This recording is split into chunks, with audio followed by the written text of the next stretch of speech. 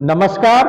BA first semester अर्थशास्त्र, chapter तीसरा आर्थिक प्रणालियां, जिसमें हम लोग पढ़ रहे हैं आर्थिक प्रणालियों का तुलनात्मक अध्ययन, पूंजीवाद, समाजवाद और मिश्रित अर्थव्यवस्था। तो पहले वीडियो में, पहले लेक्चर में हम लोगों ने पूंजीवाद, समाजवाद और मिश्रित अर्थव्यवस्था में पहला आधार, तुलना का पहला आधार, उसके अर्थ को हम लोगों ने पढ़ा था। अब उसके बाद अन्य तुलना के आधार पर पूंजीवाद, समाजवाद और मिश्रित अर्थव्यवस्था का हम लोग तुलनात्मक अध्ययन करेंगे। तो दूसरा आधार क्या है? आर्थिक स्वतंत्रता। आर्थिक स्वतंत्रता अर्थात अर्थव्यवस्था में निर्णय लेने की स्वतंत्रता। हम कौन सी वस्तु का उत्पादन करें, कौन सी वस्तु का उत्पादन ना करें, उत्पादन की किस प्रणाली को हम अपनाएं, उत्पादन किस प्रकार से करें, इस निर्णय लेने की स्वतंत्रता। उत्पादन शुरू करने, उत्पादन बंद करने की स्वतंत्रता।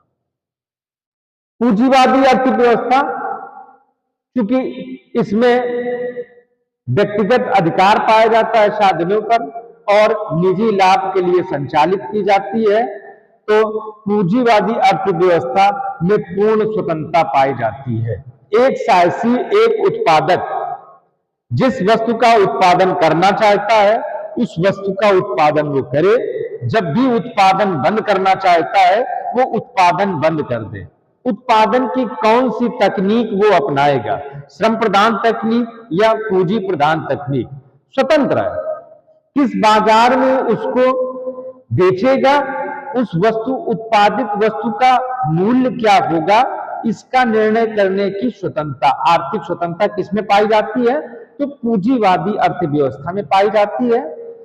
क्योंकि इसमें उत्पादन के साधनों पर व्यक्तिगत अधिकार पाया जाता है और उनका प्रयोग लाभ के लिए किया जाता है।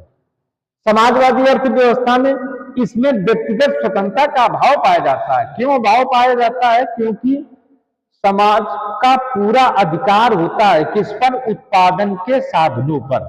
अब उत्पादन के साधनों पर जब समाज का अधिकार है और उसका संचालन समाज द्वारा एक संस्था बना ली जाती है, वो उसका संचालन करती है। जैसे भारत में अर्थव्यवस्था पर मिश्रित अर्थव्यवस्था है, एक संस्था, कौन सी संस्था? संसद को बना लिया जाता है। संसद की कार्यपालिका चयनित होती है, कार्यपालिका उसको जो है संचालित करती है।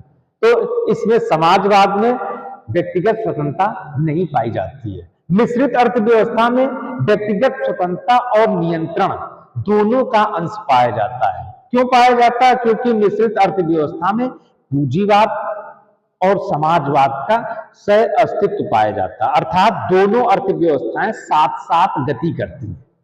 अब तुलना का तीसरा आधार क्या है? केंद्रीय नियोजन। पूंजीवादी अर्थव्यवस्था में केंद्रीय नियोजन का अभाव पाया जाता है। क्यों अभाव पाया जाता है?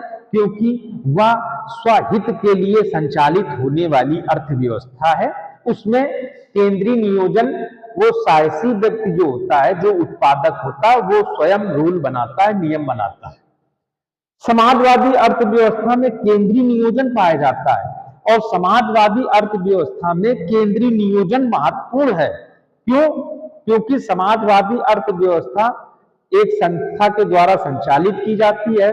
संस्था केंद्रीय नियोजन बना लेती, एक योजना बना लेती है, योजना के आधार पर ही उत्पादन के साधनों का संचालन किया जाता है। मिश्रित अर्थव्यवस्था में इसमें केंद्रीय नियोजन का कुछ अंश पाया जाता है और व्यक्तिगत स्वतंत्रता भी पाई जाती है। तो चौथा आधार क्या है? प्रतियोगिता। प्रतियोगिता, तो इसमें क्या होता है कि पूंजीवादी अर्थव्यवस्था में प्रतियोगिता पाई जाती है। किसके किसके बीच में प्रतियोगिता पाई जाती है? जो क्रेता है और विक्रेता है। क्रेता और विक्रेता के बीच में जब प्रतियोगिता होगी तब वस्तु के मूल्य का निर्धारण होता है। समाजवादी अर्थव्यवस्था में प्रतियोगिता समाप्त हो जाती है। अब प्रतियोगिता समाप्त हो जाने के कारण समाजवादी अर्थव्यवस्था में जो केंद्रीय नियोजन होता है उसके द्वारा वस्तुओं के मूल्य निर्धारित कर दिए जाते हैं।